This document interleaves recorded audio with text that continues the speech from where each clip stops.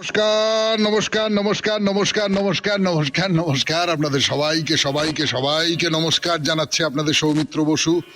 সবাইকে অজস্র শুভকামনা জানাচ্ছে, সবাইকে স্বাগত জানাচ্ছে আজকের এই শরণাগত অনুষ্ঠানে এবং সবাইকে শুভ সকাল জানাচ্ছে। শুভ হোক, শুভ হোক, সকলের শুভ হোক, সকলের শুভ হোক, সকলের মঙ্গল হোক, সকলের কল্যাণ হোক।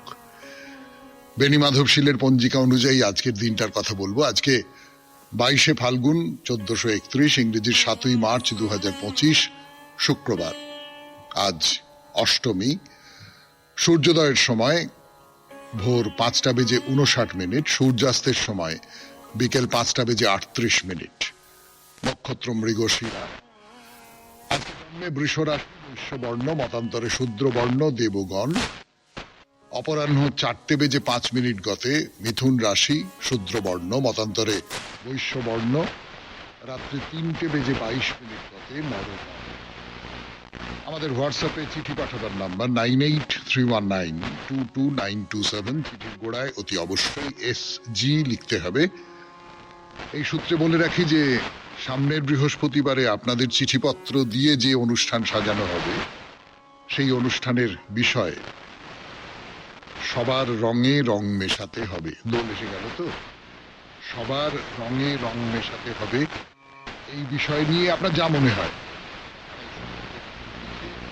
আমাদের দপ্তর মঙ্গল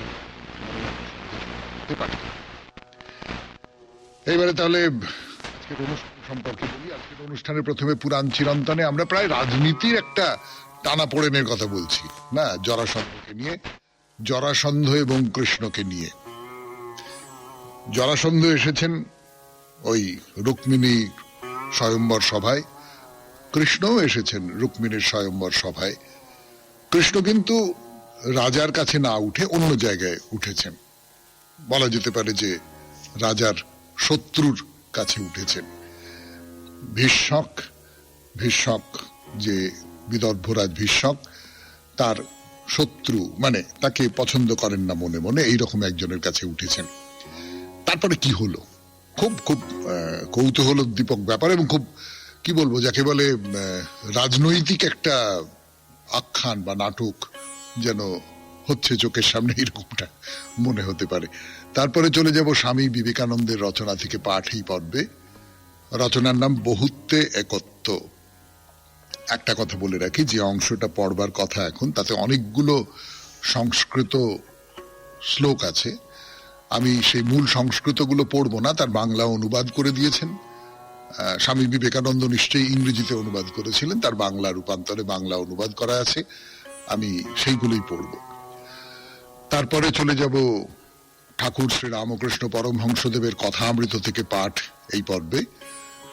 কথামৃত থেকে পড়ে শোনাবার পর স্বামী লোকেশ্বরানন্দের একটি রচনা পড়ব। তারপর তো আপনাদের চিঠিপত্র এবং শেষে বাইরে দূরে। যোগুলাম্মা মন্দিরে আছি আমরা এখন, তেলেঙ্গানার 92.7 বিগ FM এ শরণাগত অনুষ্ঠান শুনতে বসেছেন আপনারা। আমি আছি আপনাদের সঙ্গে, আপনাদের সৌমিত্র বসু। ফিরে আসছি, একটু গান শুনে নেওয়া যাক। তো যেটা বলছিলাম আপনাদের, যে জরাসন্ধ এসেছেন এই রুক্মিণীর স্বয়ম্বর সভায়, সেই সঙ্গে সঙ্গে কৃষ্ণও এসেছেন, কিন্তু কৃষ্ণ ভীষ্মকের কাছে যাননি। কৃষ্ণ গেছেন কৈশিক ক্রোথের বাড়িতে। এই মানুষটি ভীষ্মককে পছন্দ করেন না, কিন্তু বাধ্য হয়ে তার বশ্যতা স্বীকার করতে হয়েছে তাকে, এই রকম একটা জায়গায়। এখন তার ফলে যেটা হয়েছে সেটা হচ্ছে যে কৃষ্ণ যে এসেছেন সেই খবরটা পেয়ে গেছেন সকলে। পেয়ে যাওয়ার ফলে অন্য আরেকজনের বাড়িতে উঠেছেন এবং তিনি, তার সঙ্গে ভীষ্মকের সম্পর্ক খুব ভালো নয়, সেই সূত্রে জরাসন্ধের সঙ্গে সম্পর্ক, মানে ভেতরে ভেতরে একটা বিরোধিতার মনোভাব আছে। তার সঙ্গে কৃষ্ণ একসঙ্গে জোট বাঁধছেন, এইটা এরা সকলে লক্ষ্য করেছেন এবং জরাসন্ধ এটা বুঝতে পেরেছেন যে কৃষ্ণ রুক্মিণীকে লাভ করবার জন্য এখানে এসেছেন, তিনি চেষ্টা করবেন এবং তার ফলে হয়তো একটা যুদ্ধও বেঁধে যাবে। তো জরাসন্ধ বিদর্ভের যে রাজসভা, সেই রাজসভায় রাজারা যারা রয়েছেন তাদের একটা বড় ভাষণ দিলেন তাদের সামনে। এই যে উদ্ভূত পরিস্থিতি, এই পরিস্থিতি নিয়ে তাদের সামনে একটা বড় করে ভাষণ দিলেন। এবং যেটা বলবার কথা সেটা হচ্ছে, সেখানে কৃষ্ণ সম্পর্কে তিনি অনেকগুলো কথা বলেছেন। সেই কথাগুলো সবটাই কিন্তু কৃষ্ণকে প্রশংসা করে। এইরকম কথা আমাদের পুরাণে আছে, সত্যি মিথ্যে কিনা আমি জানি না, পণ্ডিতেরা কেউ কেউ এই ব্যাপারে সংশয় প্রকাশ করেছেন।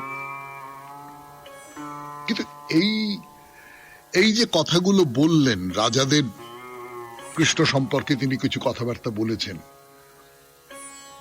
এটা কিন্তু একটা ভূমিকা। কৃষ্ণ এই বিদর্ভ রাজ্যে যে এসেছেন তাকে কি নেমন্তন্ন করা হয়েছে? না, নেমন্তন্ন করা হয়নি। তাহলে তাতে তো একটা বিবাহ উৎসবে গন্ডগোল হতে পারে। অনিমন্ত্রিত একজন যদি স্বয়ম্বর সভায় ঢুকে পড়েন, অন্য রাজারা আছেন, তাদের মানে লাগতে পারে, ফলে একটা গন্ডগোল বাঁধবে। জরাসন্ধ বুঝে নিতে চাইছেন যে অন্য রাজাদের এই ঘটনাটা সম্পর্কে মনোভাবটা কি। মানে কৃষ্ণের প্রশস্তি করছেন, কৃষ্ণ খুব ভালো, কৃষ্ণ খুব বড়, কিন্তু কৃষ্ণ এই যে বিনা নিমন্ত্রণে এখানে চলে এলেন, আপনাদের কি মনে হয় বলুন তো, এটা কিভাবে আমাদের দেখা উচিত? মানে একটা গন্ডগোল বাঁধতে পারে তো এর ফলে। সেইটা আপনারা কিভাবে দেখছেন, আপনারা বলুন। মহারাজ ভীষ্ম নিশ্চয়ই তিনি জরাসন্ধের অনুগামী, কিন্তু মেয়ের বাপ তো, মেয়ের এই বিয়ের ব্যাপারে কোন রকমের যুদ্ধ লেগে গেল, সেইটা তো তিনি নিশ্চয়ই চাইবেন না। তো সেইখানে একজন রাজা ছিলেন, তার নাম দন্তবক্র, করুষ দেশের রাজা। তো দন্তবক্র তিনি জরাসন্ধের অনুগামী একজন রাজা। তো তিনি বললেন, কৃষ্ণ এখানে এসেছে তো কি হয়েছে? ভীষ্মক রাজার মেয়ে স্বয়ংবরা হবেন, সেখানে কন্যা লাভের জন্য আমরাও এসেছি, কৃষ্ণ এসেছেন, শোরগোল করবে কি হলো? এতে দোষও নেই, গুণও নেই, সবাই তো আমরা একই উদ্দেশ্যে এসেছি। এটা নিয়ে আমরা এত আলোচনা করছি কেন? আমরা বরং এর আগে কি শত্রুতা ছিল না ছিল সেগুলো ভুলে গিয়ে কৃষ্ণের সঙ্গে আপাতত সন্ধি করে নিই, এইটা বলা হলো। এইটা একটা মত দন্তবক্র বললেন। শুনছেন পুরাণ চিরন্তন, জরাসন্ধের কথা, সেই সূত্রে কৃষ্ণের কথা, 92.7 বিগ FM এ শরণাগত অনুষ্ঠানে। এখন গান শুনবো, গানের পর আবার এই নিয়ে কথা বলবো। তো দন্তবক্র বলছেন যে ঠিক আছে, কৃষ্ণ স্বয়ম্বর সভায় এসেছেন, তিনিও পানি প্রার্থী, আমরাও এসেছি, তো বলবার কি আছে, আমরা বরং কৃষ্ণের সঙ্গে এখন শত্রুতাটা ভুলে গিয়ে একটা ভাবসাব করে নি। তো সৌরপতি শাল্য খুব রেগে গেলেন। তিনি বললেন যে না না না না না না, ওই কৃষ্ণ এসে গেছে, তার জন্য আমি চুপ করে থাকতে পারবো না, আমি একেবারেই রাজি নই। অর্থাৎ একজন বলছে আচ্ছা ঠিক আছে, সে এসেছে, বেশ করেছে, আসুক, সেও আমাদের প্রতিদ্বন্দ্বী, তার সঙ্গে আমরা সবাই মিলে। আর কেউ কেউ বলছে না না না, কৃষ্ণকে মেনে নেওয়া যায় না, জরাসন্ধের অনুগামী, বুঝতেই পারছেন। তা ভীষ্মক, মেয়ের বাবা, তিনি এতক্ষণ ধরে চুপ করে সবাইকার কথা শুনছিলেন। তিনি জরাসন্ধেরই লোক, জরাসন্ধের অনুগামী, কিন্তু কৃষ্ণ সম্পর্কেও তার একটা সমীহের মনোভাব আছে। তো বিশেষ করে জরাসন্ধ অসম্ভব শক্তিশালী, প্রবল ক্ষমতা তার, কিন্তু কৃষ্ণকে এখনো কিছু করতে পারেননি। বরং এই জরাসন্ধ এবং তার অনুগামী রাজা যারা, তারা তার এখানে উপস্থিত হয়েছেন ভীষ্মকের কাছে, কিন্তু কৃষ্ণ একটু দূরে নিজের অনুগামীর বাড়িতে উঠেছেন। এতে তার মনে হয়েছে যে না, বুকের পাটা আছে, লোকটার একটা সমীহ তৈরি হয়েছে। তো এবং একটু ভয়ও হচ্ছে, ভয় হচ্ছে নিজের ছেলেকে নিয়ে। ভীষ্মকের ছেলে মানে রুক্মিণীর ভাই, তার নাম হচ্ছে রুক্মিণ, সে তো একেবারে জরাসন্ধের অন্ধ ভক্ত। তো ভীষ্মক একটা কাজ করলেন, কি কাজ সেটা বলবার সময় আজকে আর নেই। আজকে বরং এখানেই শেষ করি পুরাণ চিরন্তন, 92.7 বিগ FM এ শরণাগত অনুষ্ঠানে। এরপর গানের পর বহুত্বে একত্ব, স্বামী বিবেকানন্দের রচনা থেকে পাঠ, তবে সংস্কৃত শ্লোকগুলো পরপর পরপর আছে, সেইগুলো বাদ দিয়ে ফিরে আসছি আমি, আপনাদের সৌমিত্র বসু। একত্ব, স্বামী বিবেকানন্দের রচনা থেকে পড়ে শোনাচ্ছি আপনাদের, আমি আপনাদের সৌমিত্র বসু। কি করিয়া আমরা এই তত্ত্ব জানিতে পারিব? এই মন যাহা এত ভ্রান্ত, এত দুর্বল, যাহা এত সহজে বিভিন্ন দিকে ধাবিত হয়, এই মনকেও সবল করা যাইতে পারে, যাহাতে উহা সেই জ্ঞানের, সেই একত্বের আভাস পায়। তখন সেই জ্ঞানই আমাদিগকে পুনঃ পুনঃ মৃত্যু হইতে রক্ষা করে। যথোদোকং দুর্গে বৃষ্টং পর্বতেষু বিধাবতী এবং ধর্মানি পৃথক পশ্যং স্থানে বানু বিধাবতী। উচ্চ দুর্গম ভূমিতে বৃষ্টি হইলে জল যেমন পর্বতসমূহের পার্শ্ব দিয়া বিকীর্ণভাবে ধাবিত হয়, সেইরূপ যে ব্যক্তি শক্তিসমূহকে পৃথক করিয়া দেখে, সে তাহাদেরই অনুবর্তন করে। বাস্তবিক শক্তি এক, কেবল মায়াতে বহু হইয়াছে। বহুর পিছনে ধাবিত হইও না, সেই একের দিকে অগ্রসর হও। সেই আত্মা আকাশবাসী সূর্য, অন্তরিক্ষবাসী বায়ু, বেদিতে অবস্থিত অগ্নি ও কলসস্থিত সোমরস। তিনি মনুষ্য, দেবতা, যজ্ঞ ও আকাশে আছেন। তিনি জলে, পৃথিবীতে, যজ্ঞে এবং পর্বতে আছেন। তিনি সত্য ও মহান। যেমন একই অগ্নি ভুবনে প্রবিষ্ট হইয়া দাহ্য বস্তুর রূপভেদে ভিন্ন ভিন্ন রূপ ধারণ করেন, তেমনি এক সর্বভূতের অন্তরাত্মা নানা বস্তু ভেদে সেই সেই বস্তুরূপ ধারণ করিয়াছেন এবং সমুদয়ের বাহিরেও আছেন। যেমন একই বায়ু ভুবনে প্রবিষ্ট হইয়া নানা বস্তু ভেদে সেই সেই রূপ লাভ করিয়াছেন, তেমনি সেই এক সর্বভূতের অন্তরাত্মা নানা বস্তু ভেদে সেই সেই রূপ ধারণ করিয়াছেন এবং তাহাদের বাহিরেও আছেন। শুনলেন স্বামী বিবেকানন্দের রচনা থেকে পাঠ, বহুত্বে একত্ব। এরপরে গান, গানের পর ঠাকুর শ্রী রামকৃষ্ণ পরমহংসদেবের কথা। এবারে কথামৃত থেকে পাঠ, 92.7 বিগ এফএম এ শরণাগত অনুষ্ঠান শুনছেন। আমি আছি আপনাদের সঙ্গে, আপনাদের সৌমিত্র বসু। কথামৃত থেকে পড়ে শোনাই। ঠাকুর বলছেন, এই কথা বহুবার বলেছেন, নানান ভাবে বলেছেন, যে শুধু পাণ্ডিত্য কি হবে, সাধন ভজন চাই। আমি অনেক কিছু জানি, অনেক অনেক অনেক আমার জানার পরিধি। আমি আকাশের নক্ষত্র থেকে পায়ের তলার মাটির নিচে যে কীটপতঙ্গ ঘুরে বেড়ায় তাদের সম্পর্কে আমি সবকিছু জানি, কিন্তু তাতে কিছু হয় না। জ্ঞানটাও নিশ্চয়ই একটা সাধনের মধ্যে দিয়ে আসে, জ্ঞানটাও একটা সাধনা, জ্ঞান ও সাধনা। কিন্তু ঈশ্বর এই সমস্ত কিছুর উপরে, এই সমস্ত কিছুকে ব্যাপ্ত করে আছেন ঈশ্বর। শুধু পাণ্ডিত্য দিয়ে তাকে পাওয়া যায় না, সাধন ভজন চাই। আর সবচেয়ে ভালো হয় যদি সাধন ভজনের সঙ্গে এই জ্ঞানটা মেলে, পাণ্ডিত্যটা মেলে। একজনের কথা বলছেন, গৌরী পণ্ডিত।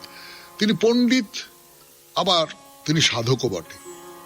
তিনি একই সঙ্গে প্রচুর পড়াশুনো করেছেন এবং সেই সঙ্গে সঙ্গে তিনি সাধনারও গভীরতর, গভীরতম পর্যায়ে চলে যেতে পেরেছেন।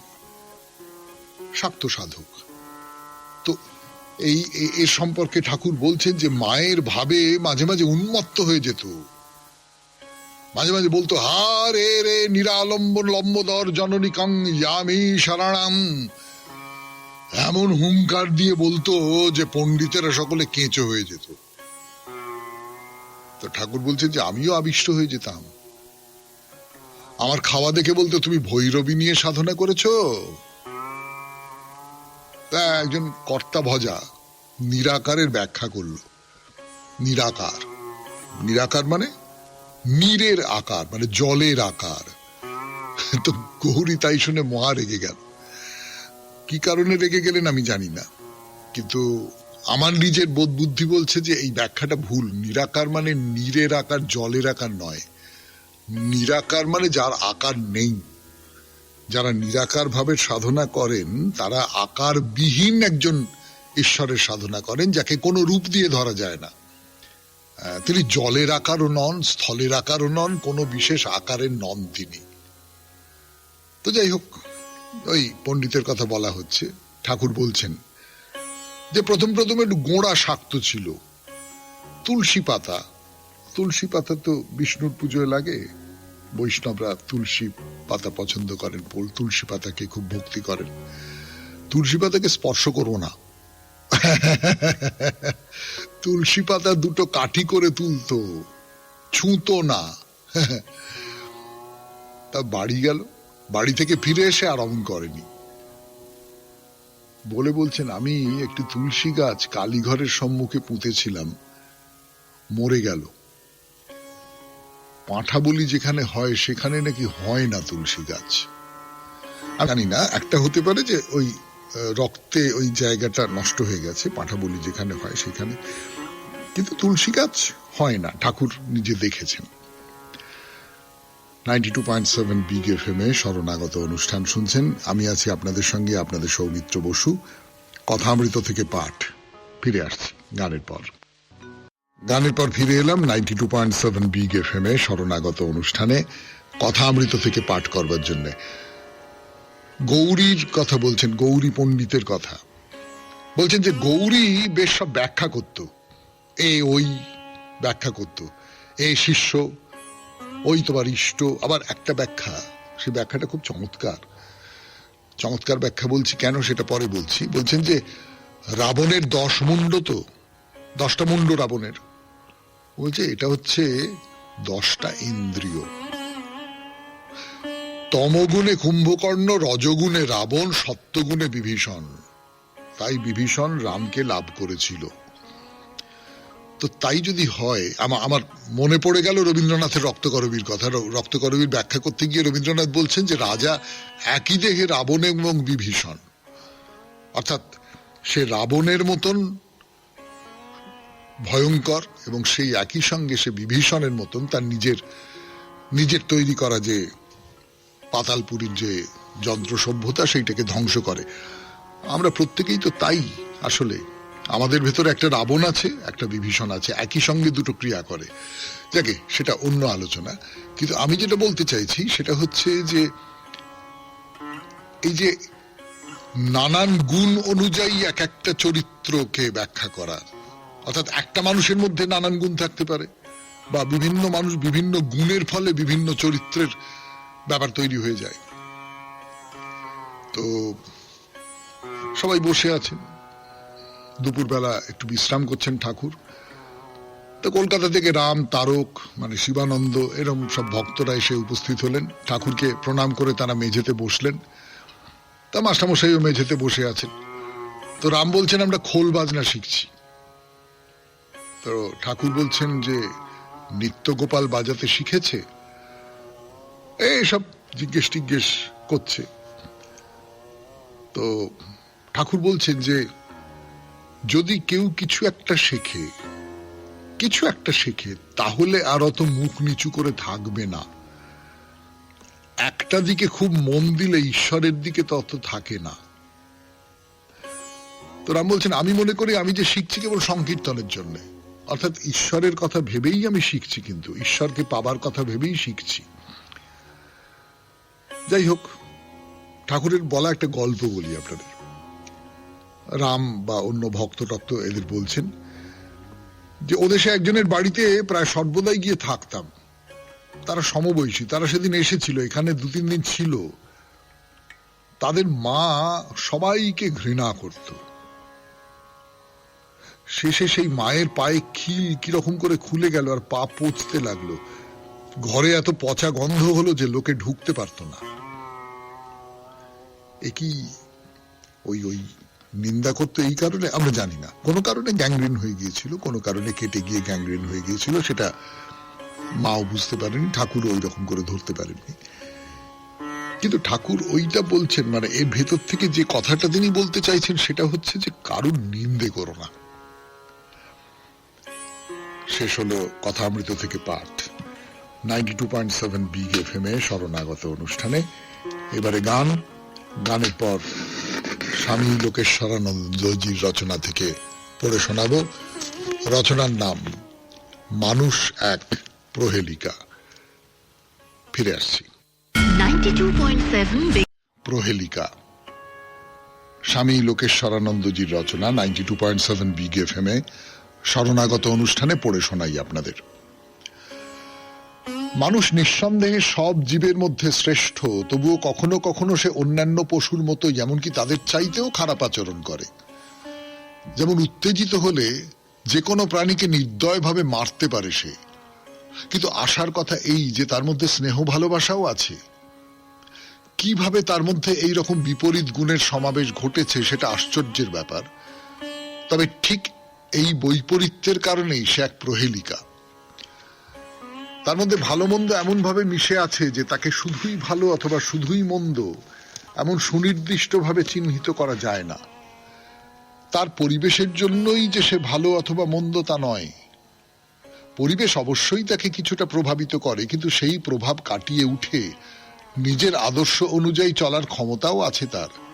অর্থাৎ সে সর্বতোভাবে পারিপার্শ্বিকতার হাতের পুতুল নয়।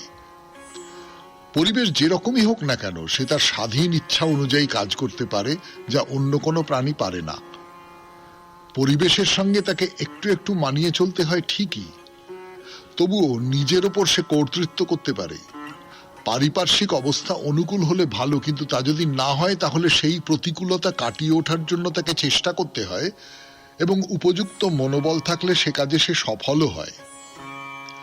মূল কথাটি হলো মানুষ নিজেই নিজের ভাগ্য বিধাতা। একথা কিন্তু মনুষ্যেতর জীবের ক্ষেত্রে বলা চলে না। তারা পরিস্থিতির দাস, তার হাতেই গড়া, এবং তাদের স্বাধীন ইচ্ছা নেই বললেই চলে। কোন পশু অন্যায় করলে বুঝতে হবে সহজাত প্রবৃত্তি তাকে ওই কাজে বাধ্য করেছে। আবার সে যদি ভালো কিছু করে, যেমন কুকুর অনেক সময় অদ্ভুত সব কাজ করে সাহস ও প্রভুভক্তির পরিচয় দেয়, সেক্ষেত্রে বুঝতে হবে তার পিছনে আছে তার প্রভুর শিক্ষা এবং ভালোবাসা। এ নয় যে সে চিন্তা করে বিচার বিবেচনা করে তার কর্তব্য স্থির করতে পারে। সে যা করে হয় তা সহজাত প্রবৃত্তির বশে, নয়তো শিক্ষার গুণে। মানুষ কিন্তু তা নয়। সে সব দিক বিচার করে, তার পক্ষে যা ভালো সেই ধরনের কর্মপন্থা বেছে নিতে পারে। সহজাত প্রবৃত্তি বা অভ্যাস তাকে সম্পূর্ণভাবে পরিচালিত করে না।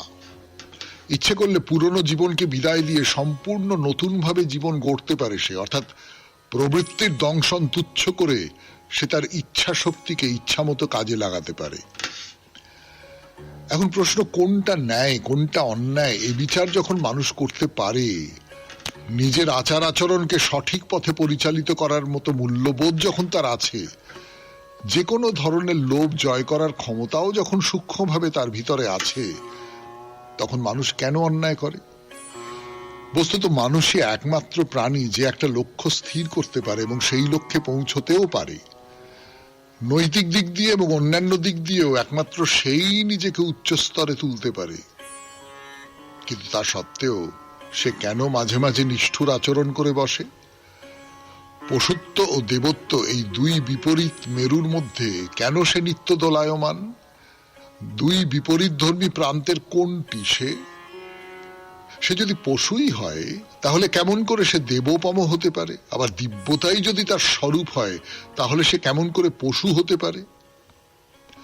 এর উত্তর এই, কখনো কখনো যদি তার ভিতর দিব্যতার প্রকাশ ঘটে তাহলে সর্বদাই সে ওই দিব্য ভাব প্রকাশ করতে পারে। সর্বদাই এই দিব্য ভাবে প্রতিষ্ঠিত থাকতে গেলে মানুষকে সংযত জীবনযাপন করতে হবে, যাতে কোনোভাবেই তার অন্তর্নিহিত দেবত্বটি পশুত্বের পাকে তলিয়ে না যায়। শিশু যখন প্রথম হাঁটতে শেখে তখন সে সবসময় সোজা হেঁটে যেতে পারে না, সে হোঁচট খায়, বারবার পড়ে যায়। কিন্তু অভ্যাস করতে করতে সে শীঘ্রই সোজা হয়ে হাঁটতে পারে। ঠিক সেই রকম অভ্যাস ও কঠোর পরিশ্রমের দ্বারা এমন একটা অবস্থা মানুষ লাভ করতে পারে, যখন সে নিত্যই দিব্য স্তরে বিরাজ করে, তখন আর তার পশুর স্তরে নেমে যাওয়ার কোনো সম্ভাবনা থাকে না। দেবত্বই মানুষের প্রকৃত পরিচয়। যাকে পশুত্ব বলা হচ্ছে সেটা সাময়িক একটা অবস্থা। স্বরূপের জ্ঞান হলে চিরতরে সেই দুরবস্থার অবসান হয়। শুনলেন স্বামী লোকেশ্বরানন্দের রচনা থেকে পাঠ 92.7 বিগ এফএম এ শরণাগত অনুষ্ঠানে। এবার আপনাদের চিঠিপত্র। আমি আছি আপনাদের সঙ্গে, আপনাদের সৌমিত্র বসু। ফিরে আসছি গানের পর। সবিতা রায়চৌধুরী চিঠি লিখেছেন হাওড়া শিবপুর বি গার্ডেন থেকে। পড়ে শোনাই সেই চিঠি 92.7 বিগ এফএম এ শরণাগত অনুষ্ঠানে। শ্রদ্ধেয় সৌমিত্রবাবুকে ফাল্গুনী ভোরের একরাশ শুভেচ্ছা ও ভক্তিপূর্ণ প্রণাম। বিগ এফএম এর সকল বন্ধুদের আমার অনেক শুভেচ্ছা ও ভালোবাসা। এবারের যে বিষয়টি নিয়ে লেখা অত্যন্ত ভারী বিষয়, সেটা সকলের কাছে বলে আমার মনে হয়। জীবনে বহু প্রতিকূলতার মধ্যে দিয়ে বড় হয়ে ওঠা, ভালো মন্দ সবার জীবনে কত ভুল কত ঠিক ঘটে চলেছে তা আমরা বুঝেও বুঝি না। তবে এতটা জীবন পথে এগিয়ে এসে ভয়ঙ্কর কিছু ভুল করেছি বলে মনে করতে পারি না। তাও সরস্বতী পুজোর আগে পাড়ার কাকিমাদের বাগানের সবজি বন্ধুরা মিলে তুলে চড়ুই ভাতি করা, ভোরের বেলা পাড়ার গাছে বন্ধুদের সাথে ফুল তুলে লুকিয়ে চলে আসা, এগুলোকে এখন অন্যায় বলে মনে হয়। আমার জীবনের সবচেয়ে বড় অন্যায় এই মুহূর্তে দাঁড়িয়ে যেটা মনে হয় সেটা হলো মা আমাকে ছেড়ে চলে যাবার 15 দিন আগে দেখতে চেয়ে দেখতে পাননি। করোনা আমাকে যেতে দেয়নি।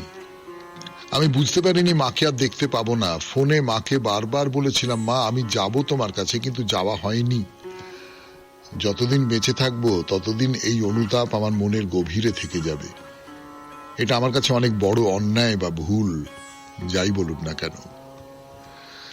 কোথায় গেলি মা গো আমার, খেলনা দিয়ে ভুলিয়ে রেখে, গানটি মায়ের জন্য শোনালে বাধিত থাকবো। Binita Sabita Roychowdhury, Howrah, Shibpur B garden. খুব সুন্দর চিঠি, খুব আন্তরিক মর্মস্পর্শী চিঠি বলতে যেটা বোঝায়। কিন্তু একটা কথা বলি, কোথায় গেলি মা গো আমার এই গানটা বাজাতে পারবো কিনা জানি না। আসলে সেই গানই বাজানো যায় যে রেকর্ড কোম্পানির সঙ্গে বিগ এফএম এর চুক্তি আছে। এই গানটি কোন কোম্পানির এবং তাদের সঙ্গে চুক্তি আছে কিনা আমি তো জানি না। আমি অনুরোধ করব যারা গান নির্বাচন করেন তাদের, কিন্তু সফল হব এই কথা দিতে পারছি না। এবারে তাহলে বাইরে দূরে 92.7 বিগ এফএম এ শরণাগত শুনছেন। আমি আছি আপনাদের সঙ্গে, আপনাদের সৌমিত্র বসু। চলুন তাহলে যোগুলাম্বার মন্দিরে। গানের পর ফিরে এলাম 92.7 বিগ এফএম এ শরণাগত অনুষ্ঠান শুনছেন। এখন বাইরে দূরে আমরা আছি যোগুলাম্মা মন্দিরে, তেলেঙ্গানার যোগুলাম্মা মন্দির। আজকেই সে দর্শন শেষ হয়ে যাবে বলে আমার নিজের মনে হচ্ছে। তো এই মন্দিরের কথা বলছি আপনাদের। মন্দিরের ভেতরে প্রবেশ করেছি, গর্ভগৃহের একদম সামনে। আর যেটা এর আগের দিন বলছিলাম যে পুরোটা অন্ধকার, কালো পাথরের মন্দির তো, আর কোথাও কোনো ছিদ্র নেই যেখান থেকে আলো প্রবেশ করতে পারে। একমাত্র আপনি যে দরজা দিয়ে ঢুকেছেন সেই দরজার মুখে আলো, এবং সেই আলো মন্দিরের ভেতরে ঢুকে একটা আপনার ছায়া পড়েছে, লম্বা করে আপনার ছায়া এসে পড়েছে, এবং পুরোটা একটা আবছায়া মতন, ভালো করে বোঝা যায় না, একটা রহস্যময় ব্যাপার তৈরি হয়েছে। এই মন্দিরের ভেতরেও একটি ওই বৃষ আছে, নদী, কুচকুচে কালো পাথরের তৈরি, এবং তারপরে মন্দিরের যে ওই যে যেখানে আপনারা ঢুকেছেন তার ভেতরে ছোট গর্ভগৃহ, তার ভেতরে একটি শিবলিঙ্গ। আর একটা অদ্ভুত ব্যাপার, আমি জানি না সেটা আচমকা হয়ে গেছে কিনা, দরজা দিয়ে আলো এসে সেই শিবলিঙ্গের বেদিতে পড়েছে তো, আর বেদিটা যেন নানান রঙিন পাথরে ঝলমল ঝলমল ঝলমল ঝলমল করছে। মানে প্রায় ঐশ্বরিক কিছুর প্রকাশ বলে মনে হয়, যেন শিবের কোনো বিভূতি প্রকাশিত হচ্ছে ওই আলোটা এসে পড়ার ফলে। লিঙ্গটি যেটা রয়েছে তার আকার খুব বড় নয়, কিন্তু খুব সুন্দর লাগে। ওই শিবলিঙ্গের দিকে তাকিয়ে থাকতে খুব ভালো লাগে, সুডৌল একটি লিঙ্গ। মন্দির থেকে বেরিয়ে এলেন, অনেকখানি প্রশস্ত জায়গা, একটা গোল সবুজ রঙের চত্বর, সেখানে বসে একটু বিশ্রাম নিতে পারেন। এরপর আমরা এমন একটা জায়গায় যাব এবং সেখানে গিয়ে আমাদের কথা শেষ করব। সেটা সত্যি সত্যি অপূর্ব একটা জায়গা, মানে প্রাকৃতিক দৃশ্যের দিক থেকে অপূর্ব, অতুলনীয়। আগে থেকে বলে একটা বেশ কৌতূহল জাগিয়ে তুললাম। চলুন যাওয়া যাক। অনেকগুলো সিঁড়ি, না না না, খুব উঁচু উঁচু সিঁড়ি নয়, সিঁড়িগুলো নিচু, মানে আমাদের যাদের খানিকটা বয়স হয়েছে, হাঁটু বিদ্রোহ করছে, তাদের পক্ষে এই সিঁড়ি দিয়ে ওঠা খুব কঠিন নয়। সেই সিঁড়ি ভাঙা, কিন্তু অনেকখানি সিঁড়ি ধরে আমরা উঠে এলাম। উঠে গিয়ে কি দেখবো বলুন তো? আসলে এটা একটা বাঁধে উঠবার সিঁড়ি, আর বাঁধের উল্টো পিঠেই জল, নীল জল, নীল আকাশ, মেঘ তার উপরে ছায়া ফেলে রেখেছে। এই হলো তুঙ্গভদ্রা নদী, আর তার তীরে মন্দিরের সঙ্গে লাগোয়া এই হলো পুষ্করা ঘাট। ছোট্ট ছোট্ট নৌকো ভাসছে, কিছু নৌকো একেবারে গোল। হ্যাঁ, ঠিক মনে হবে আপনার যে ওই অনেক সময় তাল পাতার থালায় পরিবেশন করা হয় না নেমন্তন্ন বাড়িতে, একটু গ্রামের দিকে অনেক সময় হয়তো দিল, তাল পাতা দিয়ে তৈরি করা গোল থালা, সেরকম অনেকগুলো ছোট ছোট মানে বড় তাল পাতার থালা আর কি, সেইগুলো জলে ভাসছে। খুব অদ্ভুত দেখতে লাগে। মানুষজন সাঁতার কাটছেন, কেউ কি যে মাছও ধরছেন না এমনটা নয়। আর নদী তার বিরাট রূপ নিয়ে স্থির গতিতে বয়ে চলেছে, তুঙ্গভদ্রা। শুনছেন বাইরে দূরে যোগুলাম্মা মন্দিরের কথা 92.7 বিগ FM এ শরণাগত অনুষ্ঠানে। আমি আছি আপনাদের সঙ্গে, আপনাদের সৌমিত্র বসু। ফিরে আসছি গানের পর। নদী, এই যে আকাশ, এই যে মেঘ, এই যে নীল নীল দিগন্ত বিস্তৃত নীল, খোলা হু হু করে হাওয়া দিচ্ছে।